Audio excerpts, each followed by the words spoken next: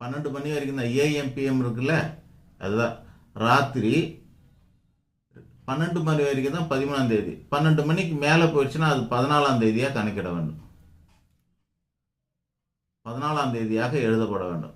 English கேலண்டரில் 12 மணிக்கு புதன்கிழமை வியாழக்கிழமையாக மாறிவிடும். எப்படி? புதன்கிழமை வியாழக்கிழமையாக மாறிவிடும் 12 மணிக்கு. ஆனால் தமிழ் பஞ்சாங்கத்தில் 6 மணி நேரம் பொறுத்து மறுநாள் சூரிய உதயம் வரும்பொழுது தான் நமக்கு அந்த பொழுது மாறும்.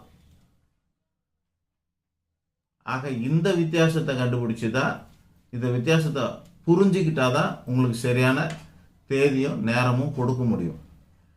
அதுக்கு உங்களுக்கு குழப்பமாக இருக்குது அப்படின்னா, இங்கிலீஷ் அந்த இப்போல்லாம் பிறக்கிறவங்களுக்கு கவர்மெண்ட்லேயே வந்து ஹாஸ்பிட்டல்லே வந்து ஏஎம்பிஎம்லாம் தெளிவாக போட்டு அனுப்புகிறாங்க.